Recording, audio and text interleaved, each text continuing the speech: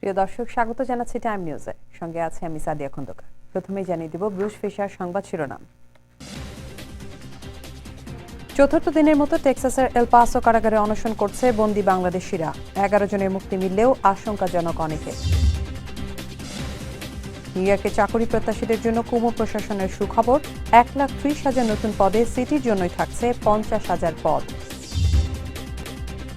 এবং ইসরায়েল ও আরব শিশুদের ধৈর্যের শিক্ষা দিলেন সিটি মেয়র বিল ডি ব্লাজিও। হামলা করে শান্তি আসবে বলে মন্তব্য। দর্শক, শুনছিলেন সংবাদ শিরোনাম, এবারে বিস্তারিত। যুক্তরাষ্ট্রে অবৈধভাবে অনুপ্রবেশের দায়ে আটক প্রায় 90 জন বাংলাদেশি নাগরিক টেক্সাসের এল পাসো কারাগারের ডিটেনশন সেন্টারে আমরণ অনশন কর্মসূচি পালন করছে। প্রায় চতুর্থ দিনের মতো চলা তাদের এই আমরণ অনশনে নড়েচড়ে বসেছে যুক্তরাষ্ট্র সরকার সহ দেশি বিদেশি মানবাধিকার সংগঠনগুলো। দীর্ঘদিন কারাগারে বন্দী থাকা অবস্থায় যথাযথ আইনি সহায়তা না পাওয়া এবং জোরপূর্বক দেশে ফেরত পাঠানোর প্রতিবাদে এই অনশন কর্মসূচি পালন করে বাংলাদেশিরা। শুরু থেকে অনশনে 46 জন অংশ নিলেও বর্তমানে 60 জন এই কর্মসূচিতে যোগ দেয়, যাদের মধ্যে 11 জনকে মুক্তি দেওয়া হয়। বেশ কয়েকজন গুরুতর অসুস্থ হয়ে পড়লে তাদের হাসপাতালে নিয়ে যাওয়া হয়। এ নিয়ে টাইম টেলিভিশন বেশ কয়েকটি রিপোর্টও প্রচার করে। দর্শক, শিবলি চৌধুরীর কায়েসের রিপোর্টটি প্রক্রিয়াধীন রয়েছে, আমরা আশা মাত্রই আপনাদের তা প্রচার করে দেখাবো। দর্শক, শিবলি চৌধুরী কায়েসের প্রক্রিয়াধীন রিপোর্টটি আমাদের হাতে এসে পৌঁছেছে, দেখুন রিপোর্টটি। অবৈধভাবে আমেরিকা প্রবেশকারী ও রাজনৈতিক আশ্রয় প্রত্যাশী এসব বাংলাদেশি শুরু থেকেই টাইম টেলিভিশন ও বাংলা পত্রিকার সাথে যোগাযোগ অব্যাহত রাখে।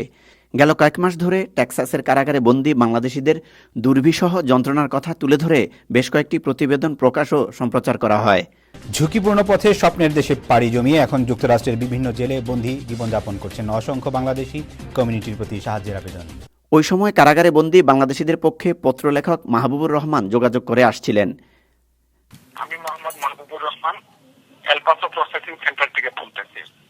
আমি বাংলাদেশি। আমরা এখানে প্রায় 50 জনের মতো আছি। প্রথম থেকে এই পর্যন্ত সবার কেসে ডিনাই করা হয়েছে, রিমুভাল অর্ডার দেওয়া হয়েছে জজ কর্তৃক, এবং আমাদের সাথে বিভিন্ন সময় বিভিন্নভাবে নানান ধরনের বৈষম্যমূলক আচরণ করা হয়েছে। যেমন একটা হচ্ছে, আমার কেসের অর্ডার দেওয়া হয়েছে 18 সেপ্টেম্বর, কিন্তু এরপরে এখন পর্যন্ত আমার আপিলের সময় চলে যাচ্ছে। আমি আপিল করতে পারতেছি না।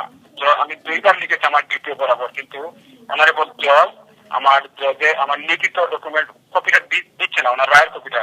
যার কারণে কোন ভিত্তিতে আমি আপিল করবো ওই সুযোগটাও আমি হারাইতে চাচ্ছি। এমনটা প্রায় অনেকের ক্ষেত্রে। 2 নম্বর হচ্ছে, এবং ওই সব ভিত্তিগুলোর উপর করে আমরা 11-12 মাস পর আমরা গত 7 দিন থেকে হাঙ্গার স্ট্রাইক শুরু করছি।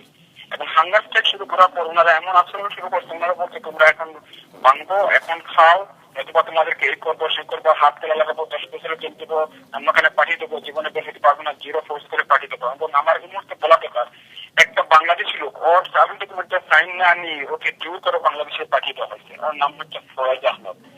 এরই মধ্যে গেল 25 সেপ্টেম্বর চট্টগ্রামের ফয়েজ আহমেদ নামে একজন বন্দীকে জোর করে দেশে ফেরত পাঠানো হয়। এরপর থেকে আমরণ অনশন কর্মসূচি শুরু করে বন্দী বাংলাদেশিরা।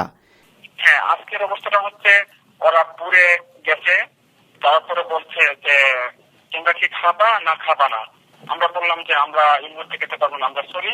তারপর বলছে যে না খেলে তোমাদের অনেক এই সেই হবে, অনেক কিছু ধমক দিতে। তারপর যখন একদম শেষ তখন বলছে যে না তোমরা কয়েকজনকে বলি তোমরা হসপিটালে আসো। তারপরে ওরা যে নেই করছে, এরপরে আমাদের 3 জনকে বলছে তোমরা হসপিটালে আসো। আমরা 3 জন বললাম দেখেন আমরা হসপিটালে যাওয়ার মতো অবস্থা নাই, যদি হসপিটালে যাওয়ার মতো একটু সিরিয়াস হয়ে যাবো সমস্যা নেই, কিন্তু এই মুহূর্তে আমরা ভালো আছি। বন্দী অনশনকারীরা বাংলাদেশের বিরোধী রাজনৈতিক দল বিএনপির কর্মী হিসেবে আমেরিকায় রাজনৈতিক আশ্রয়ের আবেদন করেছিলেন, কিন্তু যুক্তরাষ্ট্রের হোমল্যান্ড সিকিউরিটি বিএনপিকে টিআর 3 তথা তৃতীয় স্তরের সন্ত্রাসী দল হিসেবে চিহ্নিত করাতেই এমন দুর্ভোগ নেমে আসে তাদের। এল পাসোতে যে সর্বশেষ যে 60 জন ডিটেনি হ্যাঙ্গার স্ট্রাইকে ছিল, তার মধ্যে 9 জন বেরিয়ে গেছে।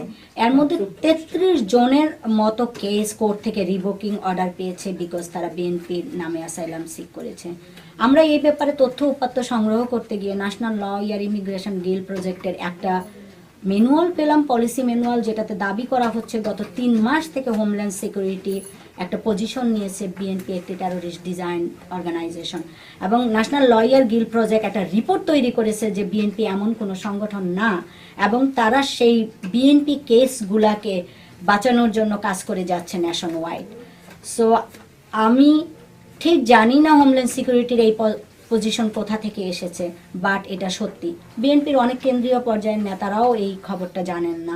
বিষয়টিকে চ্যালেঞ্জ করে সাউথ এশিয়ান মানবাধিকার সংগঠন ড্রাম। এলপাসো কারাগারে অনশনরতদের পক্ষে অবস্থান নেয় সংগঠনটি।